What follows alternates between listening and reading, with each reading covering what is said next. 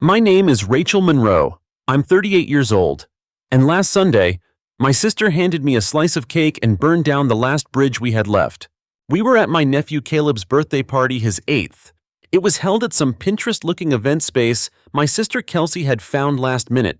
Even though the deposit had been charged to my card weeks ago, I knew because I paid it. Like I paid for the cake, the decorations, the mobile reptile zoo Caleb loved. He's obsessed with turtles. And I remembered. I always remember. That's the thing. I've always been the one who remembers. Birthdays, doctor's appointments, when mom's blood pressure flares up, the one who calls, the one who drives, the one who doesn't need help. So no one bothers to ask if I do. Kelsey's always been the opposite. Younger by 3 years, louder by a mile. She used to joke that she was the family's firecracker, sparkly, messy, loud, and unpredictable. It was cute when we were kids. It got less cute the first time she borrowed my rent money at 22 and vanished to Palm Springs with her boyfriend. By 25, she'd borrowed my credit score to lease a car. By 30, she'd borrowed so much of my peace that I'd forgotten what it felt like to not flinch when my phone buzzed. But I kept showing up, because Caleb didn't ask for any of this, because it was easier than arguing, because every time I pulled back, Mom would say the same tired line, "You know how your sister is. She means well. Family helps family." Last weekend, I learned just how far family would twist that phrase. The party had just reached peak kale, kids hopped up on cupcakes, reptiles being petted with sticky fingers, Caleb grinning so wide I thought his face might split. It was almost worth the $2,000 I'd silently absorbed again. I was wiping down folding chairs when Kelsey approached me, holding a paper plate and her usual glass of sangria. "Here," she said, handing me a slice of cake with that syrupy sweet smile she reserves for when she's about to say something awful. I took the plate. "Thanks. You know," she added, voice too loud, too casual. "It's kind of funny how you always manage to insert yourself into Caleb's big days. Must be hard not having a kid of your own to celebrate." It hit me like a slap wrapped in satin. My hands tightened on the plate. She kept smiling. "Don't get me wrong," she went on. "We're grateful for the help. But sometimes I wonder if all this generosity is just compensating." I blinked, felt my face go cold. Behind her, Travis, the newest boyfriend, possibly husband number 3. I've lost track, gave a low laugh. "Well, she does make things easier." "Right, babe." Kelsey laughed too, like our personal fairy godmother. Except instead of magic wands, she's got a platinum visa. I didn't say a word. I just looked at my mom, who stood nearby folding napkins like they were the only things keeping her upright. She didn't defend me. She didn't even look up. "Let it go. Rachel," she said quietly, "it's just a joke." But it wasn't a joke, it was a diagnosis. A few hours later, when everyone was distracted watching Caleb unwrap gifts, I slipped inside and found the envelope I'd left discreetly in the gift pile. Inside was a check $600 to cover the new therapy sessions Kelsey swore she couldn't afford. Even though she just dropped $2,000 on a girl's trip to Cancun, I took the envelope back. 10 minutes later, I ghosted out of the party I'd basically thrown. No goodbyes, no excuses. That night, I stared at my ceiling until 3 a.m., replaying every moment I'd let slide, every gaslighted apology, every time they'd told me I was being too sensitive, too cold, too calculating. And that's when it clicked. I wasn't cold, I was awake. And I was done playing the family's ATM with a smile. I didn't block them. I didn't yell. I just went quiet, which, in this family, was louder than any screaming match. The silence started small. I stopped responding to texts unless they were about Caleb. I muted the group chat where Mom sent daily passive-aggressive weather updates. "Hope everyone's staying warm." Some people forget to check in. I let phone calls go to voicemail, watched the red bubbles grow like mold on the screen. At first, they played it off. "Busy, huh?" Kelsey texted 3 days after the party. "No worries, I know you have a lot going on. Just wanted to check if you could still help cover Caleb's school trip next month. It's a really great opportunity." No mention of the party, no apology, just the same grabby hand in a new glove. I didn't reply. 2 hours later, Mom called. When I didn't pick up, she left a message dripping with concern and condescension. "Rachel, sweetheart, I don't know what's going on with you lately. Kelsey said you seemed tense at the party. We all have bad days. But family forgives. Please don't punish us by shutting down. Punish. Like silence was an act of war. What they couldn't understand was that I wasn't punishing anyone, I was protecting myself. It was like flipping off a switch I didn't know I'd been gripping for decades. The constant hypervigilance. The mental math of who needed what, who might fall apart if I said no. Gone. I came home from work and didn't dread my phone. I walked past the framed photo of Caleb in my hallway and felt warmth instead of guilt. That peace lasted exactly 1 week. Then came the escalation. It started with small invasions.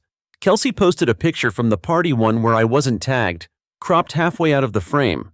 Caption: "So grateful for my little family, couldn't do life without these two." I was the one who paid for the photographer. Then Mom started calling my office.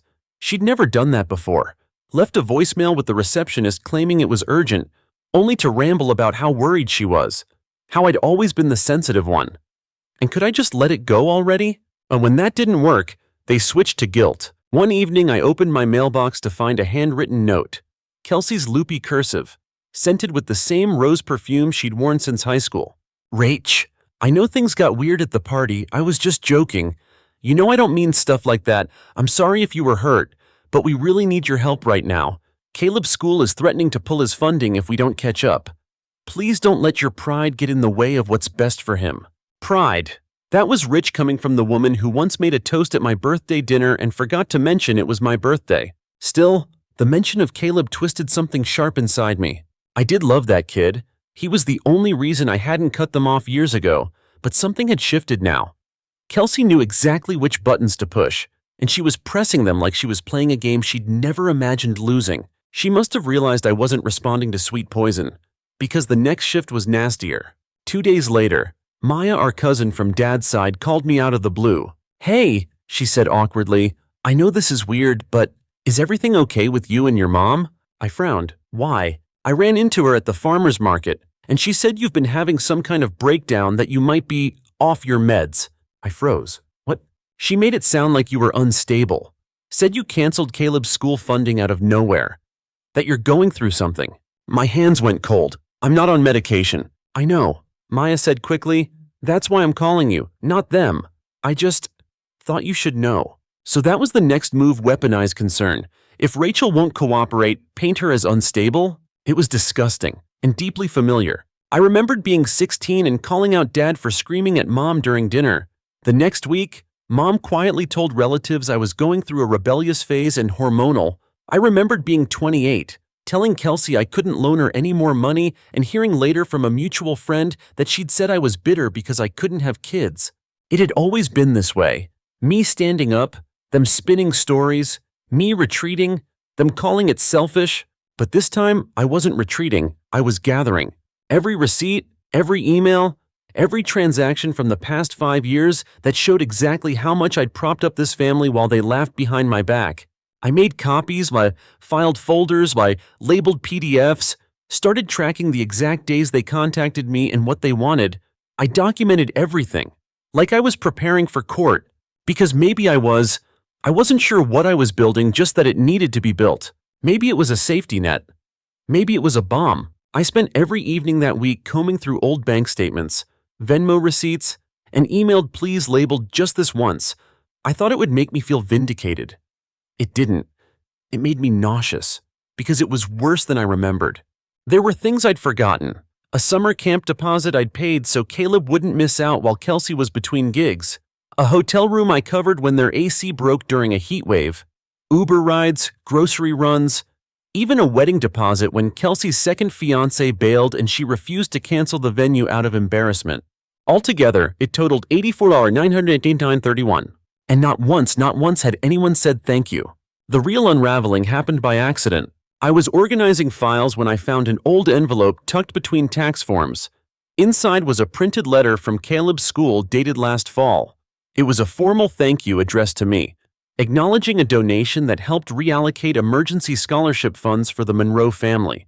I hadn't donated anything that month. I'd paid tuition directly, as usual.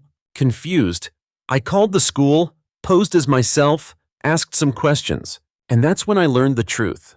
Kelsey had been double-dipping. She listed me as Caleb's financial guardian, submitted fabricated expense reports using doctored receipts, and used my name to qualify for additional aid. Aid that was meant for families under financial distress, real distress.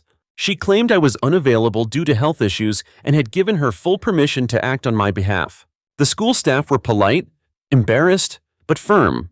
"Ms. Monroe," the administrator said, "given the circumstances, we're going to need a formal statement from you disavowing any guardianship, or we'll have to assume your silence is consent." Silence. The very thing I'd used to protect myself was now being used against me. I hung up the phone and stared at the wall for a long time. Then I called Maya.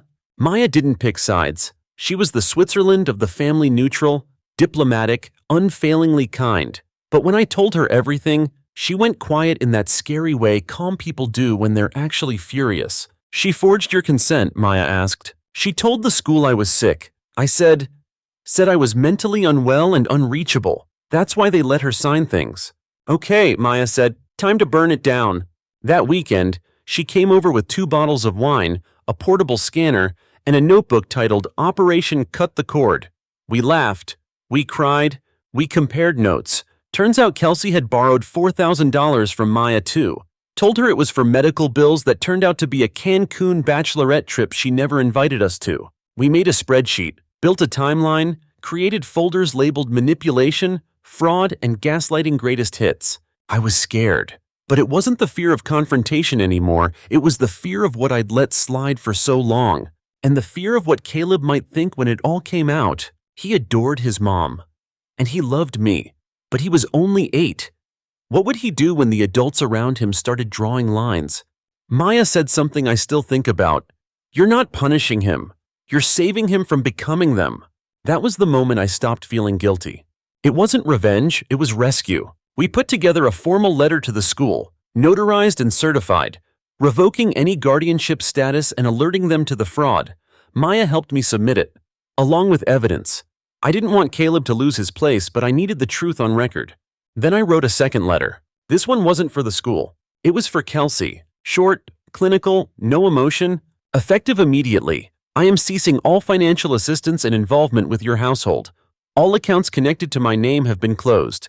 Any further use of my identity or resources will be considered fraud and pursued legally. Do not contact me except through legal counsel. I didn't send it right away. I saved it as a PDF and stared at it for an hour. Then I clicked print, and I waited. The fallout wasn't far behind. The school contacted Kelsey, told her the funding was under review, asked for clarification on her claims. She panicked. I know because I got 6 missed calls from her in one afternoon, then a voicemail. "You vindictive witch," she hissed. "Do you have any idea what you've done? You're ruining everything. You think Caleb won't hate you for this? You think you're the victim here."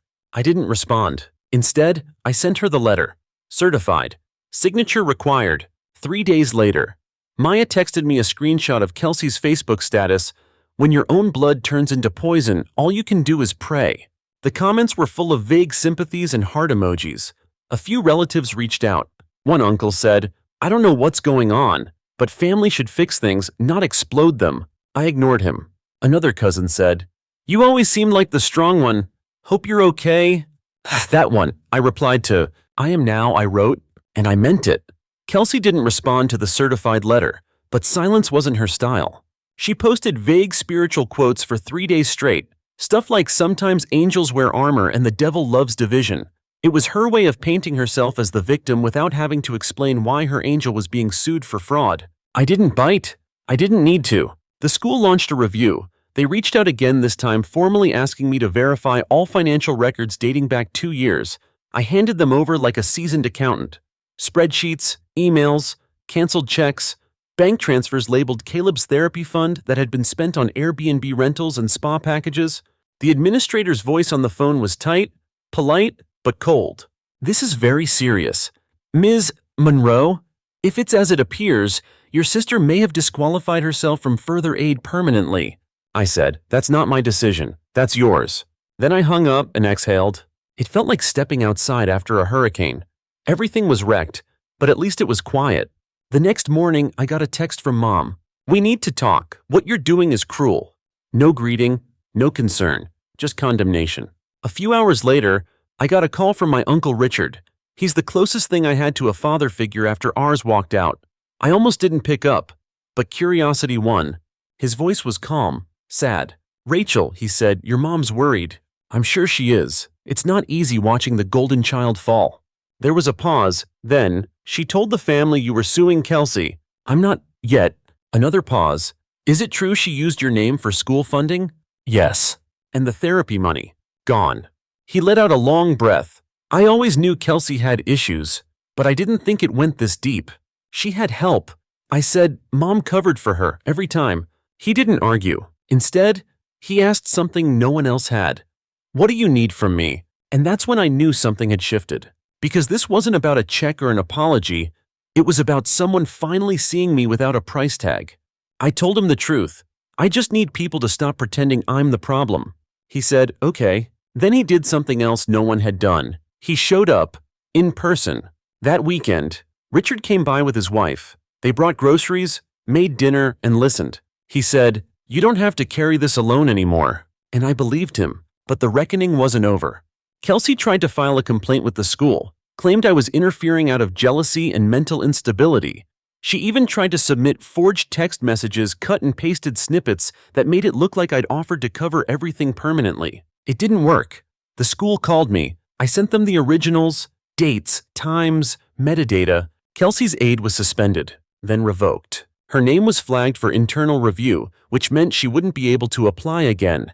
Ever. That's when the real panic started. Voicemails, emails, threats wrapped in fake apologies. "You're destroying Caleb's life," she said in one message. "Is that what you wanted?" I didn't answer. I saved it, along with the rest, just in case. Then came the twist I hadn't expected. My lawyer, who had been helping quietly in the background, called to say Kelsey's ex had reached out. Ex number 2, the one she told everyone had abandoned them. Turns out, he'd been sending child support regularly, thousands, for years. But Caleb hadn't seen a dime. Kelsey had been pocketing the money and crying poor to everyone else. When her ex learned about the school situation, he flipped. He filed a motion to reevaluate custody. I didn't ask him to. I didn't encourage it. But I didn't stop it either. Because for the first time, the consequences weren't coming from me. They were just catching up. I kept my distance. Didn't post about it. Didn't explain myself to the family. I let the truth do the work. And it did.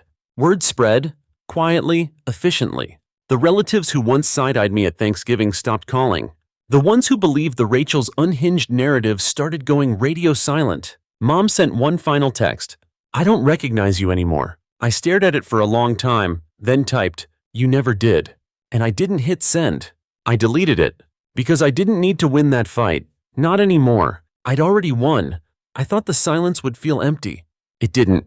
It felt like a cleared room. Like finally turning off a faucet that had been dripping for years. Not silence as punishment, but as peace. In the weeks after the fallout, I didn't post updates, didn't respond to the bait. Let Kelsey unravel all by herself. I didn't have to lift a finger. She tried everything emotional please. Public pity posts, private insults disguised as checking in, but each one fizzled out like a match in a rainstorm.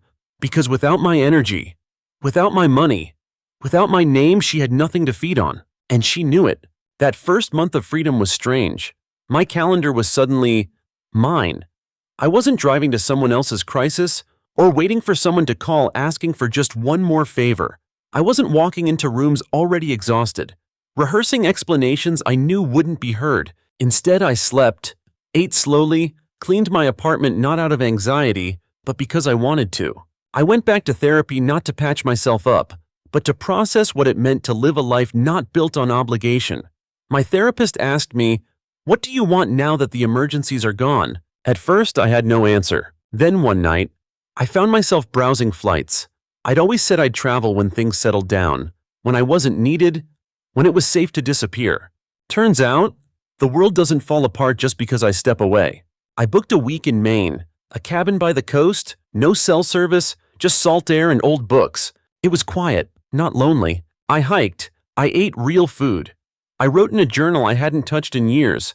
On the last night, I built a fire and burned an old manila folder labeled family stuff. Inside were copies of emails, receipts, printouts of texts I used to reread for proof I wasn't crazy. I didn't need them anymore. I didn't need proof. I was done proving. When I got home, I made more changes. I donated the storage unit I'd been paying for, mostly filled with old furniture and guilt-soaked heirlooms. Let it all go. I cut off autopay on Kelsey's old medical account, closed the joint cell phone line she never transferred, changed my emergency contacts from Mom to Maya. And I put Caleb's photo back on my desk not as a reminder of the debt I used to carry, but as a symbol of the one part of that family I'd still fight for. In my own way. He reached out eventually. It had been a month since the school pulled Kelsey's aid. I expected anger, accusation, but instead, I got a crumpled note in a plain envelope. Aunt Rachel, I miss you. I don't know what's going on, but I hope you're okay. I drew this. Inside was a sketch.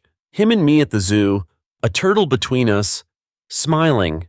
I cried harder than I had all year. I didn't reach out to Kelsey.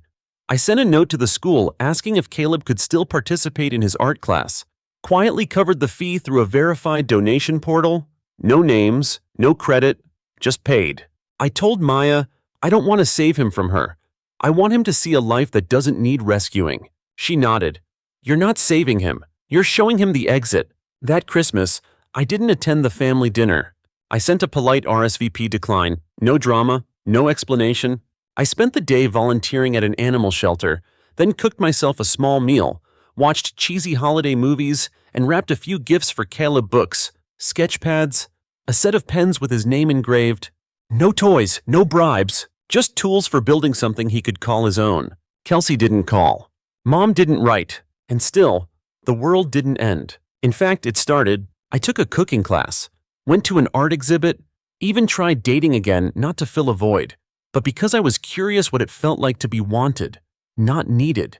My favorite moment came in March. I was sitting in my backyard, glass of wine, soft music, wind chimes tapping like tiny applause, when I realized something strange. I hadn't thought about them all day. Not Kelsey, not Mom, not the guilt, not the ledger of who owed what and why. Just me, and that quiet, steady joy of a life finally mine. Story 2. I spent 2 years saving every spare dollar I could. No vacations, no shopping sprees, no nights out, just long shifts, overtime, and skipping anything that wasn't essential. I even sold my vintage drum kit, something I swore I'd keep forever, all for one goal: surprising my parents with the anniversary trip they always dreamed about.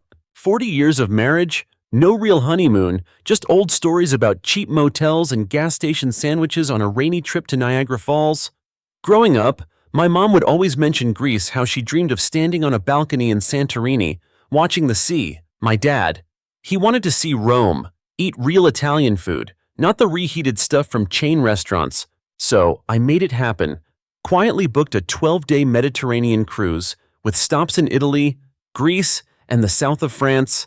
Balcony suite, first-class flights. I wanted to give them something unforgettable. I was so excited, I could barely keep it in. I finally told my older brother, Adrian, thinking he'd help keep the secret. Bad idea. Adrian and I couldn't be more different. He's the successful one, the corporate job, the 3-story house in a gated community, the perfect little family. His wife, Naomi, is a lot. She hosts book clubs where no one actually reads the book. She corrects your grammar mid-conversation and insists every family gathering include a PowerPoint presentation of her latest renovations. 1 week before the surprise, I got a message from Naomi. It was short, casual, just enough to sting. We thought it'd be more special if we all went together. They deserve real luxury. Real luxury. As if what I planned wasn't enough. I called Adrian immediately, and he didn't even try to deny it. Said our parents had mentioned they'd feel more comfortable traveling as a group, that Naomi had already looked into upgrades, better hotels, private tours, luxury transfers. I felt like I'd been punched. All that work, all that sacrifice, just swept aside because someone else could do it fancier. So, I did the only thing I could think of. I quietly canceled everything. Got the refund back in one big lump sum and stared at the number on my screen. $15,472. It felt like failure and freedom all at once. But I wasn't done. If they wanted their real luxury vacation, they were going to get an experience they'd never forget. The morning of their departure, things started to go wrong. First, their luggage lost in transit, thanks to a little help from a miscommunication I'd flagged with the airline a few days earlier. I'd used just the right language to trigger red flags and get their bags rerouted into a black hole. Next, the hotel. The one Naomi insisted was better than the one I had planned. Gone. I'd already called the property, claimed there was fraudulent activity on the booking, and watched the confirmation vanish. Then came their credit card limit, reduced to $500. All it took was a few concerned calls to the bank about security breaches from a number tied to my parents' account, just enough to spook them into a temporary freeze. By the time they landed in Athens, everything was already unraveling. I ignored the first 3 calls. By the 4th, I picked up. My dad sounded tense, trying not to lose it. Their bags were missing. The hotel had no record of their reservation. My mom had nearly cried when her card got declined at the airport cafe. I pretended to be shocked, mumbled something about checking with the airline, and hung up. That night, Naomi texted me, "So many issues. This is turning into a disaster." My only reply, a thumbs up emoji. But what stung the most wasn't Naomi's drama or my brother's silence. It was the call from my mom. She didn't ask if I was okay, didn't ask if I knew what was going on. She just said one thing, over and over again. "You should have done better." Better? Like saving for 2 years, cutting out my own life wasn't enough. She called me selfish. Selfish. I had no words, I just hung up. And that's when I knew I hadn't gone far enough. Because if this was the thanks I got for trying to give them everything, then maybe they deserved to know what it felt like to have everything fall apart. After that call with my mom, something inside me snapped. I had tried to give them everything. 2 years of my life gone, no concerts, no dates, no indulgences, just to say thank you for all they'd done. But the moment Naomi got involved, it wasn't my gift anymore. It was hers, upgraded, improved. And when it all went wrong, they blamed me, so I stopped feeling bad. I started planning the next phase. I still had all their flight info. I'd booked it myself before Naomi took over, which meant I also had access to their frequent flyer numbers. With a few calls, a couple fake reports about account access concerns, I flagged their return flight as suspicious. Nothing that would cancel the trip, just enough to trigger security, enough to delay boarding, maybe even reroute them for review. It wasn't about ruining the vacation anymore. It was about control, Bart Blunt's. Next stop, Florence. They were planning to tour the city, see the Duomo, maybe take a wine tasting excursion Naomi had posted about 5 times on her Instagram story. I logged into the app I'd used to reserve their tours back when it was still my plan. I found their info still under my name and swapped them out for a newlywed couple I'd found on a travel forum, sent them a congratulatory email, and even arranged transport for them. Why not make someone else's trip better? Meanwhile, my family was going to be greeted with a firm, "You're not on the list." I also updated their transportation to a discount bus service. Gone were the private cars and air-conditioned rides. Hello to overheating, sweaty delays, and rest stops that smelled like diesel fuel and regret. Then I got creative. I called their cell provider using some info I'd picked up over the years, claimed I was my dad, said we'd lost phones abroad and needed temporary deactivation until we could sort out potential fraud. Took maybe 10 minutes. With their international plans disabled, they were stuck relying on hotel Wi-Fi or whatever overpriced cafe signal they could find. It was like slowly cutting their lifeline to the world. And still, I wasn't done. That night, Adrian called. I almost didn't pick up. He sounded rattled. "Man, they're losing it." He didn't even say hello. Said our mom had cried twice in one day. Once when their museum pass got rejected, invalid reservation, and again when her favorite scarf was missing from the replacement suitcase they'd been forced to buy in Athens. He said our dad was stressed out, snapping at tour guides, arguing with locals over menus and prices. Naomi, apparently, she was spiraling. The heat, the missed events, the cultural disorganization, as she called it, was driving her crazy. He didn't accuse me of anything, not directly, but he asked weird questions. "You ever had a credit card randomly stop working overseas? You think hotels ever lose multiple reservations in a row?" I stayed vague. "Travel's unpredictable," I said. "Europe's a mess right now. You know how it is." But the way he paused after every answer, I could tell he didn't buy it. Still, he didn't push. Maybe he didn't want to know. Maybe a part of him already did. 2 days passed before I heard anything else. I spent that time imagining them stumbling through cities they didn't understand, their plans disintegrating one piece at a time. I knew my mom probably missed her comfort zone, her routines. My dad. He hated feeling out of control. Naomi would be furious, no one to boss around or impress. It was working, until Adrian texted me again. I think they're falling apart. That caught me off guard. I thought he meant emotionally, but then he called, and the truth hit harder. They're fighting. Man, like, really fighting. He sounded shaken. Apparently, our parents had been bickering for days. Snapping over little things, missed photos, wrong train stops, misread maps. It wasn't just stress anymore. It was old stuff. Resentments I'd never seen boil to the surface. My dad blaming my mom for trusting Naomi's choices. My mom accusing him of being cold, detached. Adrian said it reminded him of when we were kids, before things settled into the quiet tension of adulthood. I don't know what's going on, he said, but it's like they're turning on each other. I felt it then, a flicker of doubt. This was supposed to be a revenge trip, a lesson, not a destruction derby. But I had pulled too many strings to walk away now. Besides, they had done this to me first. The next day, I woke up to a long email from Adrian. It wasn't angry. It was tired. Just lines and lines of complaints and worries. He said Naomi was breaking down, crying at night, saying she felt embarrassed and humiliated. The perfect vacation she'd curated was becoming a cautionary tale. He said she'd accused him of being distant, of not managing the situation like a husband should. And then she said the words I never thought she'd say. You're just like your brother. That line hit him like a gut punch, he admitted. Because to her, I was a joke, a loser, an afterthought. And now she was comparing him to me. He ended the email with something unexpected. I think I might come home early. It was all unraveling. Their dream vacation, their marriage, their control. And still, they didn't know it was me. Not yet. When I got that email from Adrian, I didn't know what to feel anymore. Part of me wanted to cheer. I'd broken through the perfectly polished image they'd always held up: Adrian the golden child, Naomi the queen of curated success, our parents the ever-patient pillars of sacrifice. Now the cracks were too wide to ignore, and I had made them. But another part of me, the one that remembered family game nights and burnt birthday cakes and my dad falling asleep during movies, felt sick. I hadn't just stirred the pot, I had poisoned it. Still, the anger hadn't left. It just simmered under the guilt, quieter now, but ever present. Then came the call I hadn't expected.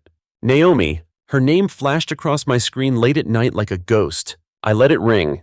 Voicemail. Her voice was small, fragile, even. I don't know what's happening. But if you do, if you know anything, please, just tell me. Click. No blame, no sarcasm, just exhaustion. It shook me more than any accusation would have. And still, I said nothing. The next day, Adrian showed up at my place. No warning, just a knock, and there he was, standing in my doorway with a duffel bag and eyes that hadn't seen sleep in days. She went to stay with her parents, he said flatly. I told her I needed time. He walked in like a man returning from war, dropped his bag on the couch and sat down without a word. We didn't speak much that first night, just a few awkward attempts at small talk, and then silence.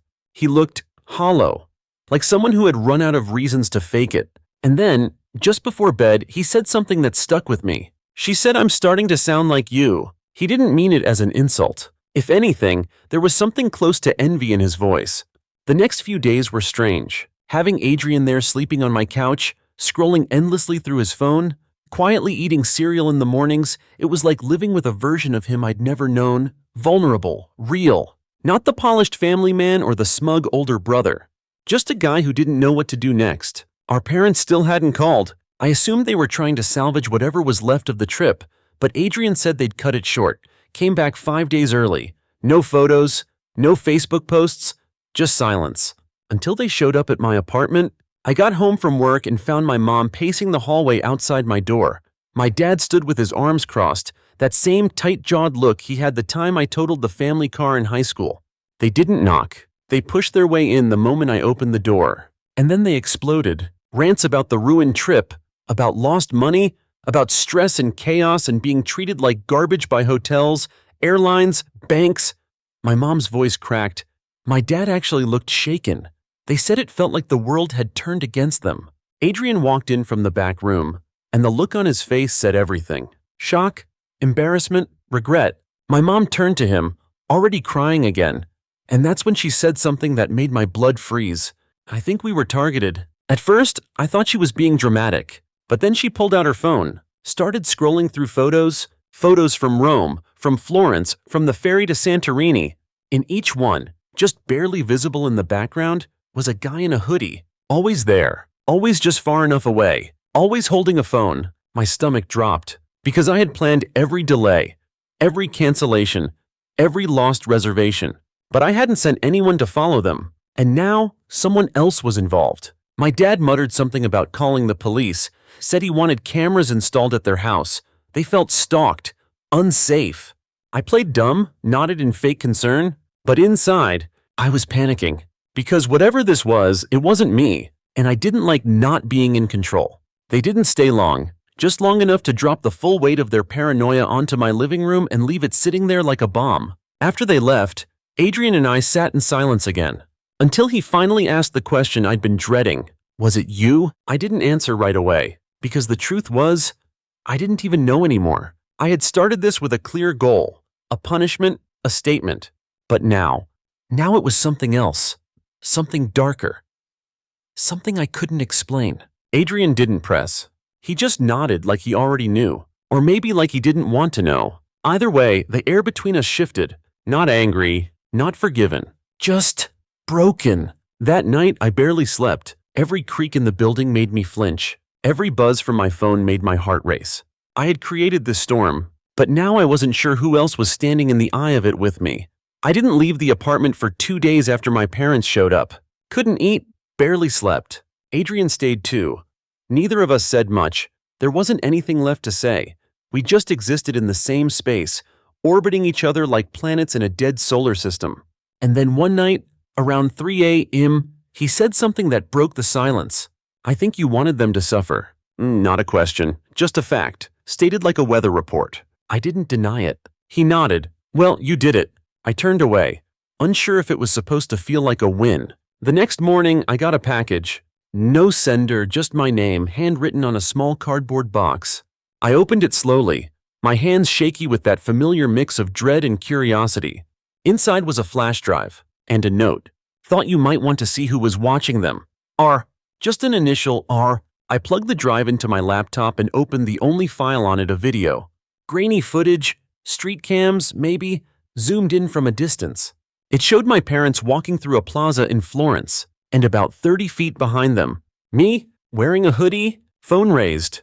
I felt the blood drain from my face. It wasn't me. Obviously, I was in my apartment the entire time. I could prove that. But the man in the video, he looked a lot like me. Same height, same build, same walk. Even the hoodie was similar to one I owned. I slammed the laptop shut. What was this? Was someone framing me, watching me, or worse, copying me? I suddenly felt exposed in my own apartment. That night, I told Adrian everything. Every sabotage, every email, every trick. I laid it all out like a confession. Because whatever was happening now, I wasn't the only one responsible anymore. I expected him to be furious, to yell, to walk out. But he didn't. He just listened. When I finished, he leaned back on the couch, eyes closed, and let out a long sigh. Jesus, man. I nodded. Yeah, silence again. But then he said something I didn't expect. I get it. I turned to him, confused. I mean, I don't agree with it, he added quickly. It was insane. But I get it. I watched them dismiss you your whole life. I watched them treat you like the kid who never got it together while I got the easy path. I didn't know what to say. He looked at me, really looked at me for the first time in years. I just wish you'd told me. He said we could have, I don't know, done something better. There was nothing to say to that, because he was right. What came next was worse. 2 days later, my mom called. Her voice was flat, cold, almost robotic. She asked if I'd come to the house alone. I said yes. When I got there, they were waiting in the kitchen. The tension was thick, and the lights were dimmed like we were mourning someone. Without a word, my dad slid a folder across the table. I opened it. Inside were printouts, dozens of them, screenshots, reservation records, hotel cancellations, even transcripts of customer service chats. All of it tied back to me. The digital fingerprints I thought I had hidden, they'd found them. We had a tech guy look into it, my dad said, his voice ice. I looked at Adrian. He avoided my gaze. I told them not to. He said, but they needed to know? My mom just stared at me. No more lies, she said. Why? And suddenly, All the anger, all the rage that had fueled me for months was gone. All I felt was hollow. I wanted to do something special for you, I said, but Naomi hijacked it, and you let her. My voice cracked. I gave up so much for that gift. 2 years, everything I had, and when it stopped being about me, it stopped mattering to you. Tears filled my mom's eyes, but she didn't reach for me. You could have said something, she whispered. I tried. Silence. Then my dad stood. You need help, he said. Not a threat, not a punishment, a statement. I didn't argue. I just left. Adrian moved back in with Naomi the next week. Things were strained, but they were trying. That's what he said. Anyway, I saw my parents once more at my niece's birthday. We nodded, smiled, pretended we hadn't lit our entire family on fire. That was 6 months ago. Now I live across town. Still working, still quiet. I go to therapy twice a month. Sometimes I talk, sometimes I don't. The guilt's still there. So is the anger. But it's quieter now, softer.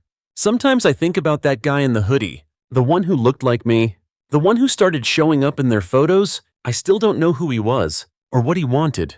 But every now and then, I wonder, maybe I wasn't the only one watching. Maybe I wasn't the only one who felt invisible. Or maybe, just maybe, I'd become someone else's ghost. And they were just returning the favor. Story 3. I didn't go to my mom's retirement barbecue to prove a point. I went because I thought, maybe for once, hard work would speak louder than family politics. I still believed, somehow, that love shown through sacrifice would mean something. Her name's Ellen, 63 years old, retired after nearly 4 decades as a public school teacher. And I, Dylan, her not-so-golden son, decided to give her something she'd always dreamed of. Something she gave up when she chose motherhood over adventure. A 1973 Mustang, candy apple red, restored by my own hands. Every paycheck, every scraped knuckle in the garage, every night I skipped out on sleep was for that car, for her. She used to point them out anytime we passed one on the street. That's the one, she'd say. That's what I wanted before you boys came along. She never said it with regret exactly, but I heard the silence behind her laugh. So I bought the damn car. Not for me, for her. When I rolled into the backyard that Sunday, sweat dripping down my back from the summer heat, no one even noticed. I parked it right near the sidewalk. Front and center, everyone was too busy spooning macaroni salad and diving into store-bought cupcakes. My cousin Tanya was already tipsy. Someone's kid was screaming over a broken water gun, and my brother Jared was nowhere to be seen. When he did show up, it was with 3 wildflowers pulled straight from Mom's garden. Roots still dirty, he handed them to her with a grin. Like he'd flown to Paris and brought back roses from Versailles. She gasped. My sweet boy, she cooed, hugging him tight, so thoughtful. The crowd actually clapped. I waited. Maybe now was the moment. I casually mentioned the car. That Mustang out front, that's yours, Mom. Title's in your name. I restored it myself. There was a pause, just a blink of confusion, like I'd offered her expired coupons. She looked over her shoulder, then turned back to me and said, Your brother's still better than you. Even if his gift was cheaper. Flat, final. Like reading from a script she didn't even have to think about. Then Jared raised his beer and added, Must be hard, being the family loser no one really loves. They laughed.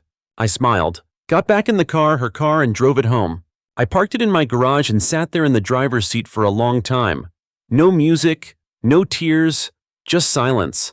Then I opened my phone, deleted every photo I'd taken during the restoration. It was never really hers, I guess. For the next 2 months, I played the part. I replied to texts with one-word answers, helped Mom carry boxes when she asked, let Jared send his usual passive-aggressive messages through her. He mentioned a new business idea, said it was going to disrupt the finance industry, asked if I could loan him $15,000 to help bridge his launch phase. I didn't respond, because while he was dreaming up ways to spend other people's money, I was already setting the ground for what came next. The Mustang wasn't the only thing I'd been working on. I'd been saving connections, keeping receipts, building my own kind of leverage. The pitch deck Jared sent was pathetic. 17 slides of recycled buzzwords and a business model that made crypto scams look reliable. One chart was stolen straight from a blog post. He didn't even bother changing the font. But what killed me was that one line in the financials. Angel investment $15,000, confirmed D. Rivers. My name, as if I'd already said yes, as if I were just another ATM. That's when I made the first call to Alan. Alan is a sharp investor I met through the shop. He funds real businesses. Jared had no idea I'd introduced him to Alan through Mom 6 months earlier.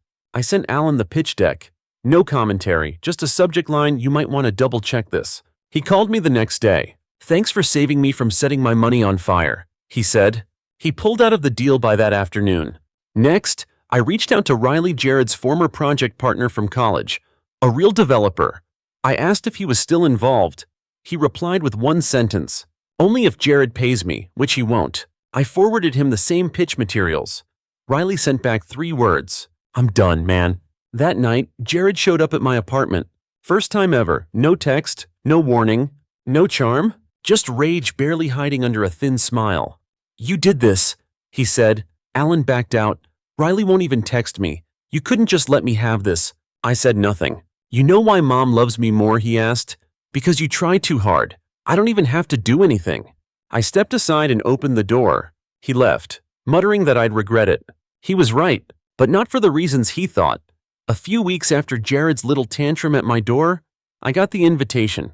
A text from Mom, no punctuation, just her usual blunt formatting. "Dinner Sunday. Family coming. Please be there. Let's move forward." There it was. Not an apology, not a question, just a command in sheep's clothing. I knew what it was: damage control disguised as reconciliation. A show. Something for the family photo album. Look, we're all fine again.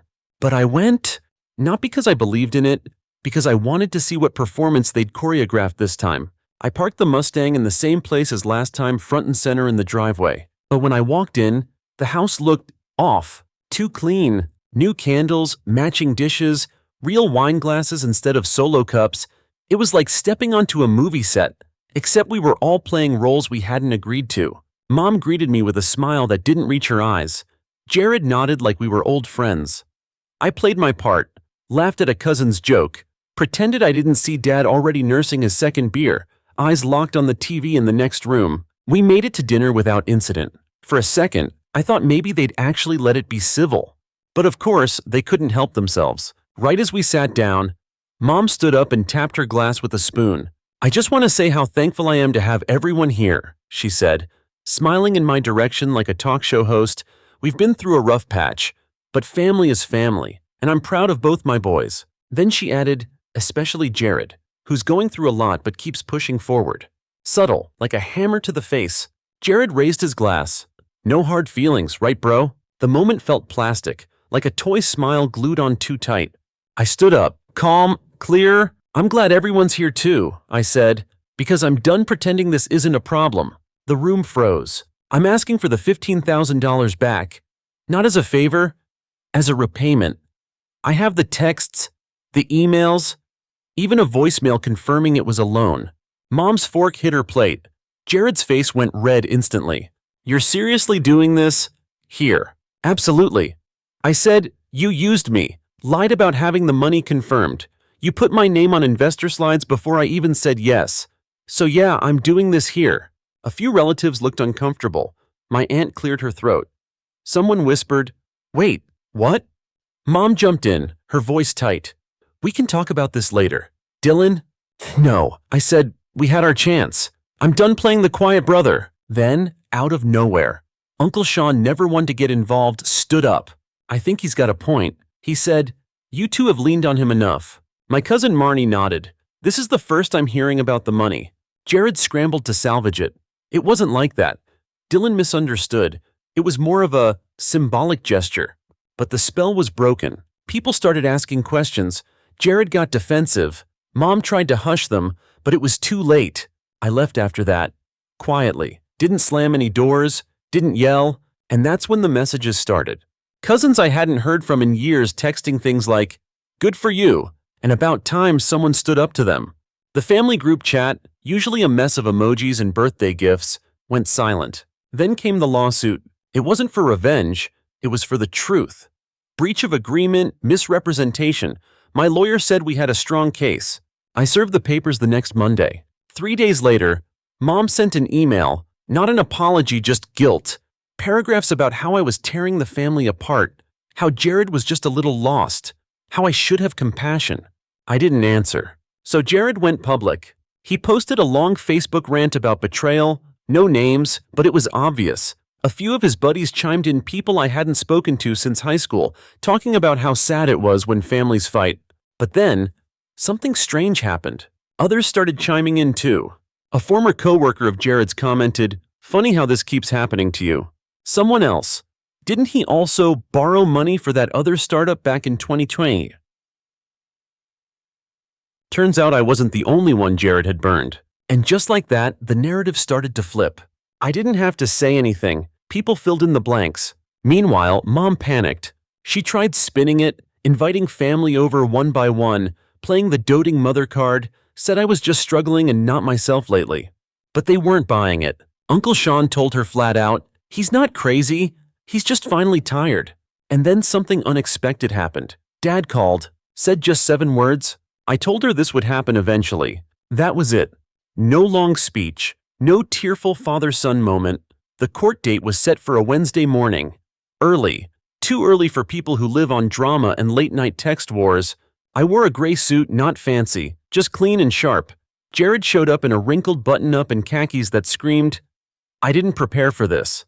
My lawyer, Mia, leaned over and whispered, "He's already sweating. That's a good sign."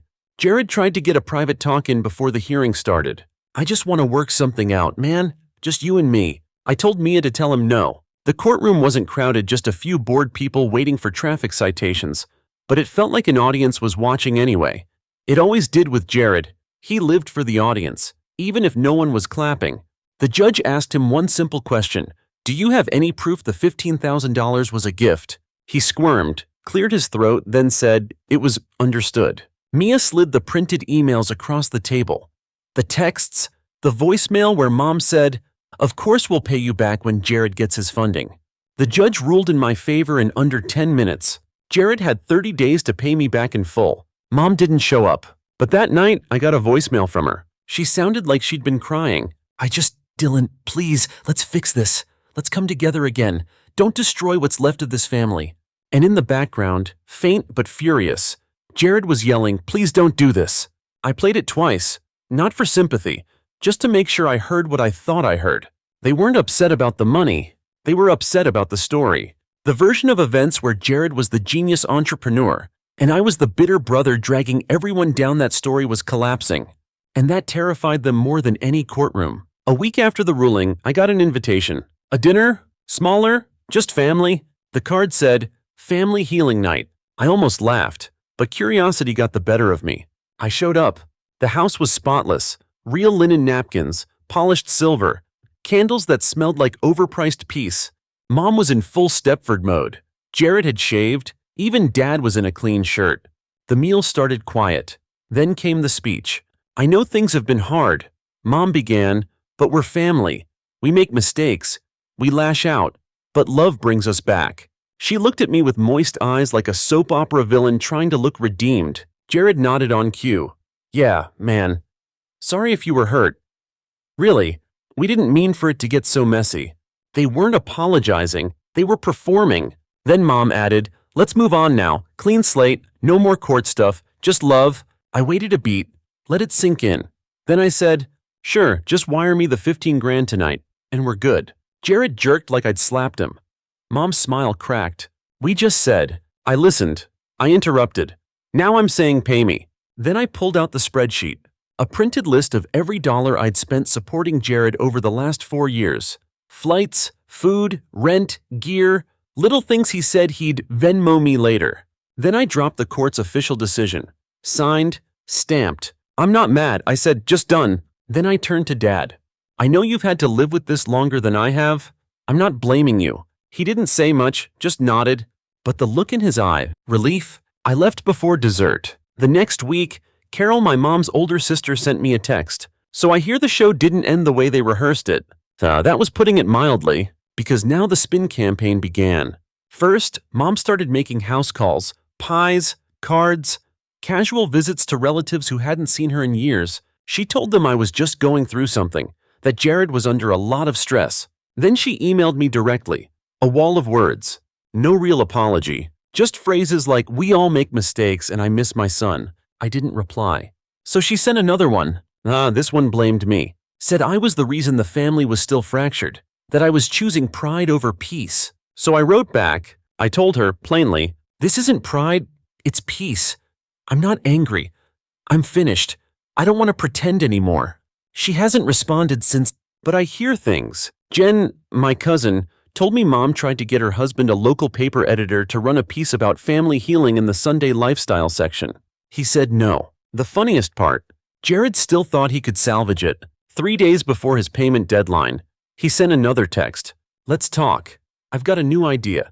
Big one this time. I didn't answer. The day the payment was due, he sent $5,000, then $3,000 a week later, then small chunks, drip by reluctant drip.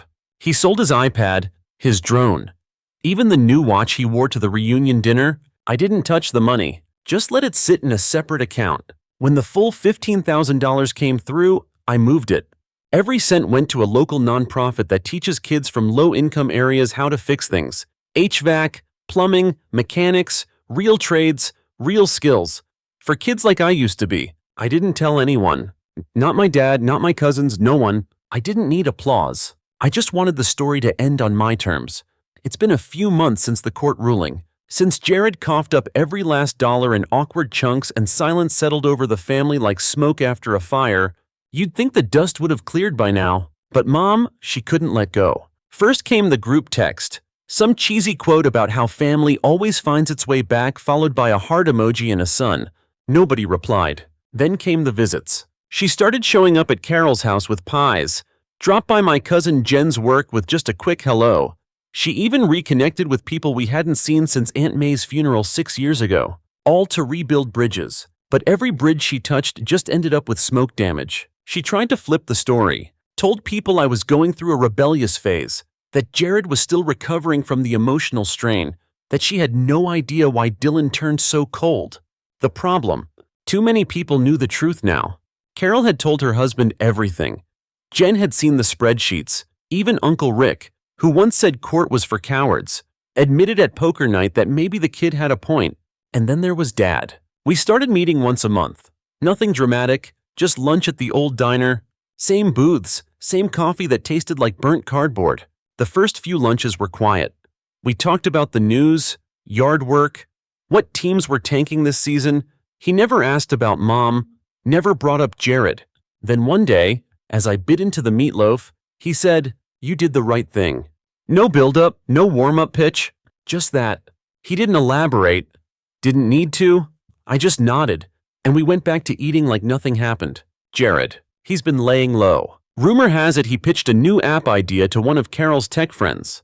Something about optimizing daily schedules, like a calendar, but revolutionary. They laughed him out of the room. Mom still believes in him, still tells anyone who'll listen that he's on the edge of something huge. But now, they smile and nod like you do when someone insists their cat can speak English. The truth is, the family dynamic has changed. People aren't scared to question the old narrative anymore. And me, I don't go to the dinners. I'm not in the group chats. I don't get the guilt-laced Christmas cards. And for the first time in a long time, it feels clean. There's this moment I keep coming back to. A few weeks ago, I was walking past the garage and caught a glimpse of the Mustang. The one I gave Mom. The one she never acknowledged. It still looked sharp, polished, powerful, but it didn't sting anymore. I used to look at it and feel resentment, a reminder of how little they valued me.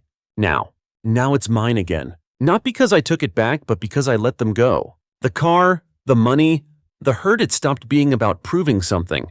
It became a reminder of what I'm capable of when I stop waiting for approval that's never coming. People have asked why I didn't just cut them off years ago. Simple answer. Because part of me believed they'd change. That one day they'd turn around and say, "Hey, we see you now." But they didn't.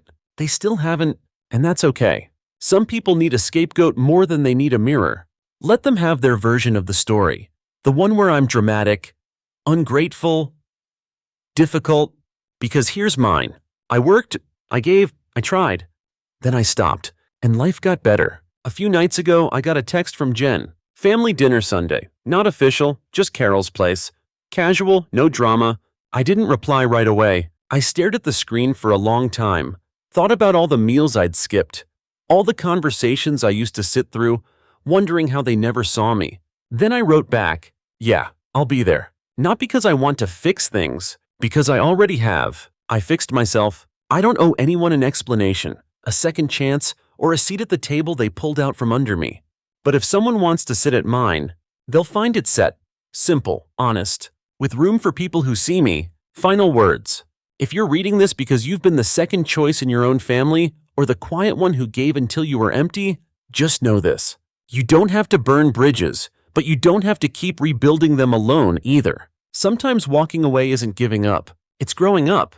And sometimes the most powerful thing you can do is stop showing up for a performance you didn't audition for. So yeah, I told my story, and I don't regret a single line. The funny thing about closure, it doesn't come in one big dramatic scene. There's no orchestral swell, no final confrontation, no applause. It comes in the quiet, in not feeling the need to reply when mom sends a chain message about faith and family, in watching Jared's name light up on my phone and hitting ignore without guilt, in waking up without a tight chest. That's closure. After the last family dinner I skipped, I didn't hear from them for months. Not mom, not Jared, not even some half-hearted attempt from a distant relative playing peacemaker. But I didn't miss them. Instead, I leaned into the stillness. I fixed the kitchen sink that had been leaking for weeks. I started running again. Not because I was escaping something, but because I finally had room to move. The Mustang sat in the garage, untouched for a while. Then one Saturday, I decided to take it out. Windows down, sun out, engine growling like a second heartbeat.